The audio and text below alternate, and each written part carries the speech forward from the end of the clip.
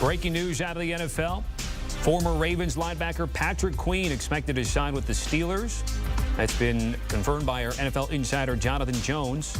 It's a reported 3-year, $41 million deal.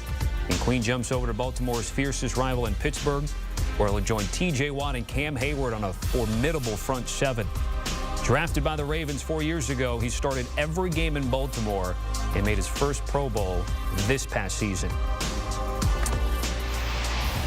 Let's bring in our NFL analyst and two-time Super Bowl champ with the Steelers, Bryant McFadden. B-Mac, what's your initial reaction to Patrick Queen joining Pittsburgh? Woo! Let's go. Let's go.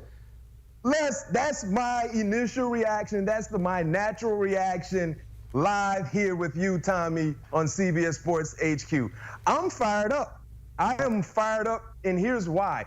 Number one, me being a Pittsburgh Steeler, once a Steeler, always a Steeler, played my majority of my career there, so I'm a big-time fan.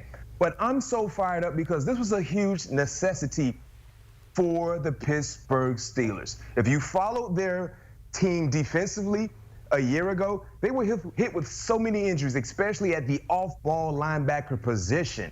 And they were just running out of quality playmakers. And when you factor in and knowing the history of the Pittsburgh Steelers on the defensive side, when we witnessed some of the more dominant defensive performances from the Pittsburgh Steelers over the last few seasons, they've always had key pieces at the inside backer position. Heck, when I played, the likes of James Ferrier, Larry Foote, then in comes Lawrence Timmons, then, Shazar, and then, of course, it's been a significant drop-off outside of those guys that I mentioned and a few other guys as well, where they were trying to find playmakers at the off-ball linebacker position. Patrick Queen is a playmaker. I know when you talk about what we witnessed with Patrick Queen last year with the Baltimore Ravens, you start and you stop that conversation at the off-ball linebacker position with Roquan Smith. But Patrick Queen was right there. Second in total tackles, right behind Roquan Smith. He actually had more sacks than Roquan Smith. But a key nugget about Pat Queen that a lot of people might not talk about when you talk about off-ball linebackers, he had 9 tackle for losses a year ago, which was second on the team behind Metabuke. He's a guy that plays off the ball, but he's always in the backfield getting key tackle for losses, which shows about the instincts that he has, the football IQ to be able to dissect plays and shoot the gap, to be able to get tackles behind the line of scrimmage. As I mentioned, Tommy, this is one of the more significant big-time needs for the Pittsburgh Steelers outside of the quarterback.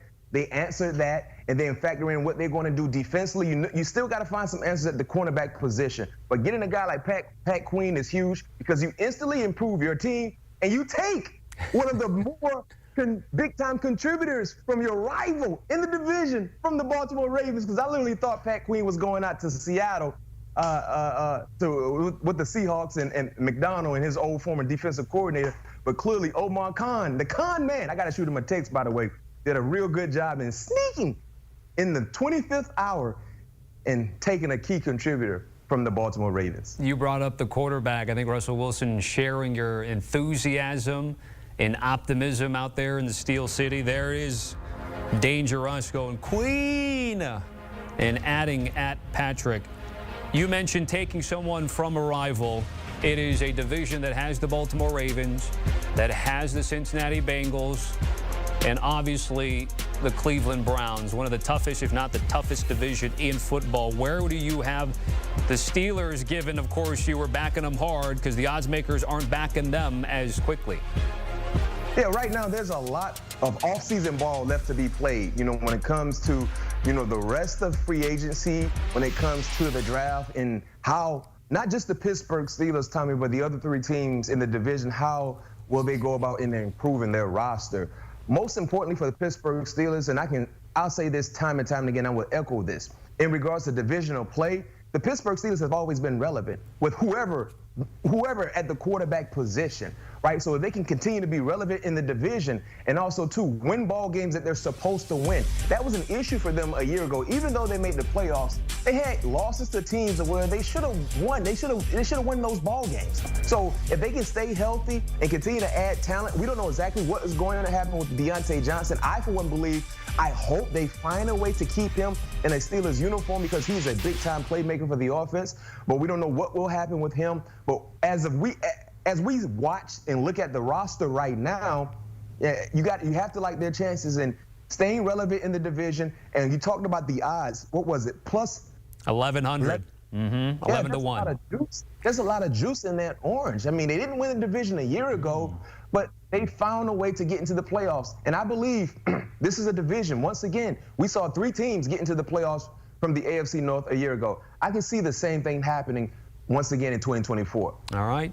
Bryant McFadden joining us here in CBS Sports HQ with Patrick Queen joining the Steelers, much to the delight of B-Mac there. Up to date with... You want to jump back in here, B-Mac? Last word? Before I exit, can we get a look? Can we get a woo together? Can we do that together? 1, 2, 3. Let's do it. 1, woo! Woo! Yep. I missed it. Our countdown is not together, Tommy. We got to work on that. Yeah, we will next time. And then check out the CBS Sports app today.